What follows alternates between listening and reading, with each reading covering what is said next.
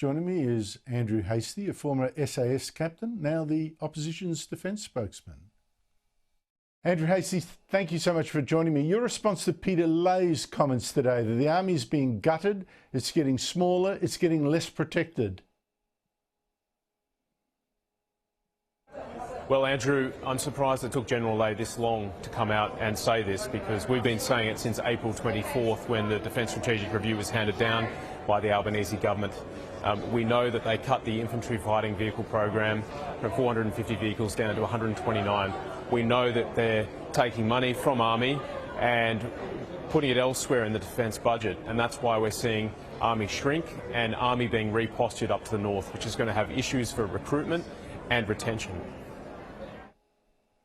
But Andrew Hastie, the money is going from one part of the defence to the other, smaller army, one would hope more missiles or something, I don't know. Is it a question of simply priorities, or would you, if you were in power, be actually spending more on everything in defence? Well, Anthony Albanese and Richard Marles keep getting up in front of the Australian people and saying that we're facing the most difficult strategic circumstances since the end of the Second World War. They keep saying that. And if that's the case, then we should be investing more in defence, not gutting Army and moving money around, because all the DSR really produced was cuts to capability, cannibalisation of capability and more reviews. We still don't have a defence strategy from this government. The Surface Fleet Review, which they commissioned, has reported to government, but we're not going to hear about it until next year. And so I'm calling on the government, if they really believe that we are in such difficult circumstances, and I believe we do face a number of threats from authoritarian powers. We've seen what's happened in Ukraine, we've seen what is happening to Israel with the attacks by Hamas. We do have big challenges and we do need to invest in our defence force. And so far the government is all talk and no action. You're suggesting you would spend more. Can you give us a figure of how much more? Is it, you know, 0.5% more of GDP than the government? Just roughly ballpark. Well, I think that's on the table, and of course I can't commit to increased spending without a discussion with Shadow Cabinet, of course, but I think the Coalition does take seriously our strategic circumstances. We do recognise the need to invest in the Defence Force, but until a strategy is in place, we can't actually come to a definitive number, because that would be, you either spend too much or you spend too little.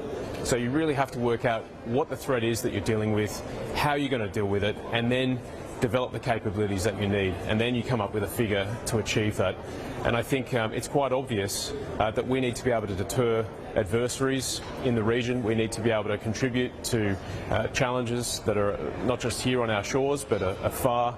And in order to do that, you need an army that's robust, that can be deployable, as we've seen over the last 50 years or so through a number of different conflicts that the army's been involved in. Now, you've been actually making that argument for a while, I should acknowledge that. The government seems to be putting almost all its eggs in one basket, the submarine project. Now, the thing about the submarine project is not just that it seems to be delayed, the Americans aren't handing over the technology yet that we need, but the other point is this. The plan is to build most of the subs ultimately in Adelaide, and that means massive extra costs. The whole project, an incredible $368 billion, although that is over 30 years. Former Foreign Minister Alexander Downer says building them in Adelaide is a fantasy, just adds to the cost. No political party dares say so. Do you? Look, that figure I think was very unhelpful. $368 billion over 30 years within the defence budget as it exists now.